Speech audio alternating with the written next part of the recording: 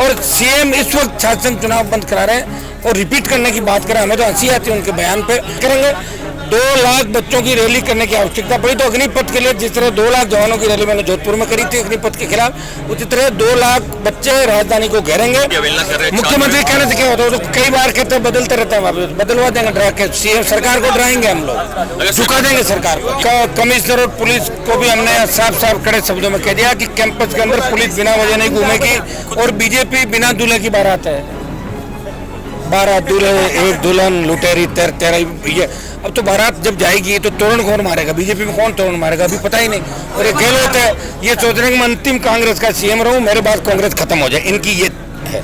तो निश्चित उसमें छात्र संघ चुनाव बंद करके एक और कांग्रेस ने अपने ताबूत में अंतिम कील ठोक ली है। ये कांग्रेस के ताबूत में अंतिम कील साबित होगा छात्र संघ चुनाव जो बंद करें। और मैं गहलोत साहब को ये भी कहना चाहूंगा कि आप एक काम करें, खुद मुख्यमंत्री का छात्र संघ अध्यक्ष भी एक बार बन जाओ आप, एक आदेश निकाल के, ताकि आपकी पीड़ा खत्म हो। बच्चों को तो तंग नहीं करो, खुद ही बन जाओ, कौन मना कर रहा है।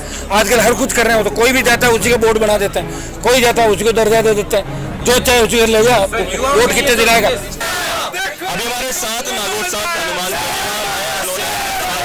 भूख हड़ताल कर रहे थे, उनकी भूख हड़ताल तुड़वाने के लिए हनुमान बेनीवाल खुद यहाँ पे आए हैं।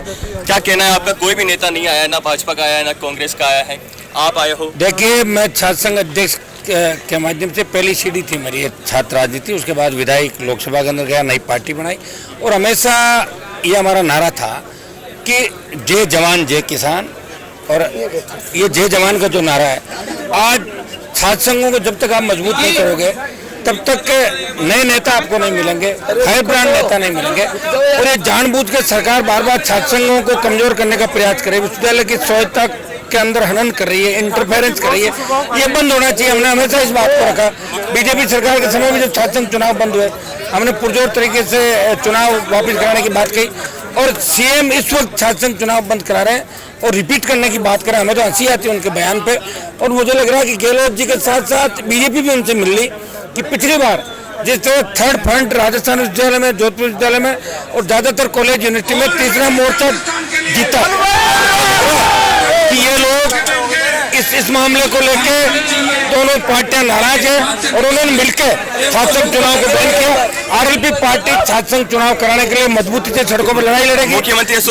मैंने इनसे आह्वान की, अपील की और बच्चों ने आमंत्रण समाप्त किया, इसके लिए मेरा धन्यवाद। एक डेलीगेशन इनका बच्चों का, छात्र छात्राओं का जो यहाँ कर रहे हैं आंदोलन, ये सरकार से वार्ता करने के लिए भी जा रहा है और इनका अगला कदम क्या होगा ये मिलकर तय करेंगे। 2 लाख बच्चों की रैली करने की आवश्यकता पड़ी तो अग्निपथ के लिए जिस तरह 2 लाख जवानों की रैली मैंने जोधपुर में करी थी अग्निपथ के खिलाफ, उसी तरह 2 लाख बच्चे राजधानी को घेरेंगे, गहलोत सरकार को मजबूर करेंगे और छात्र संघ चुनाव की घोषणा। मुख्यमंत्री अशोक गहलोत का कहना है कि ये जो लिंगो कमेटी उसकी अवहेलना कर रहे हैं। मुख्यमंत्री कहने से क्या होता है, तो कई बार कहते हैं बदलते रहते हैं, वापस बदलवा देंगे, डरा के सीएम सरकार को डराएंगे, हम लोग झुका देंगे सरकार को। ये नहीं झुकी तो सरकार को भगा देंगे। भगा दोगे? छात्र भूख हड़ताल कर रहे हैं, अटनट होकर प्रदर्शन कर रहे हैं, पुलिस वालों को घेर रहे हैं। पुलिस का कमिश्नर और पुलिस को भी हमने साफ साफ कड़े शब्दों में कह दिया कि कैंपस के अंदर पुलिस बिना वजह नहीं घूमेगी।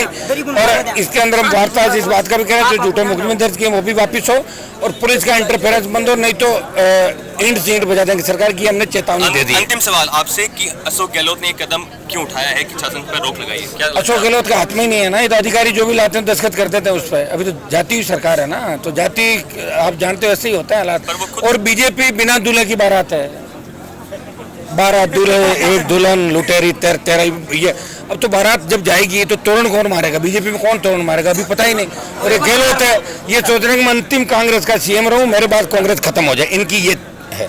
तो निश्चित रूप से इसीलिए ये जो कदम उठाया है, जिस तरह नौजवान आज पेपर लीक की घटनाएं, बढ़ते अपराध, नशा, इन सबसे पीड़ित है। उसमें छात्र संघ चुनाव बंद करके एक और कांग्रेस ने अपने ताबूत में अंतिम कील ठोक ली है। ये कांग्रेस के ताबूत में अंतिम कील साबित होगा छात्र संघ चुनाव जो बंद कराएं और आरएलपी चुनाव को करा के ही दम लेगी। हमें लड़ाई चुनाव कराने और नहीं कराने के ये पता लग जाएगा कौन ताकतवर है राजस्थान के अंदर। अशोक गहलोत खुद शासन की राजनीति से चुनाव हारे हुए, कॉलेज का भी हार गए, यूनिवर्सिटी का हार गए, इसलिए उनका मन में पीड़ा है। तो मैं गहलोत साहब को ये भी कहना चाहूंगा कि आप एक काम करें, खुद मुख्यमंत्री का सत्संग अध्यक्ष भी एक बार बन जाओ आप, एक आदेश निकाल के, ताकि आपकी पीड़ा खत्म हो। बच्चों को तो तंग नहीं करो, खुद ही बन जाओ, कौन मना कर रहा है।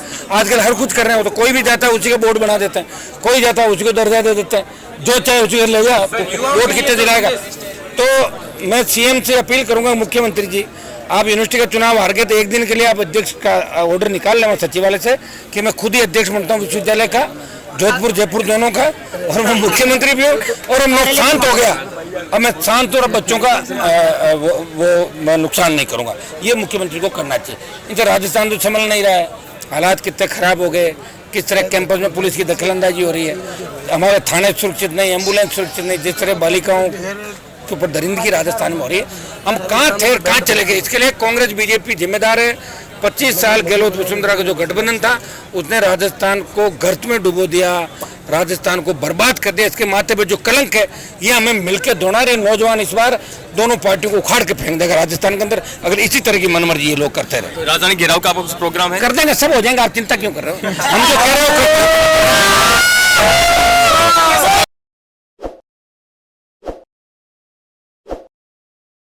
ताज़ा खबरों के लिए विजिट करें द फैक्ट इंडिया की वेबसाइट और डाउनलोड करें द फैक्ट इंडिया ऐप।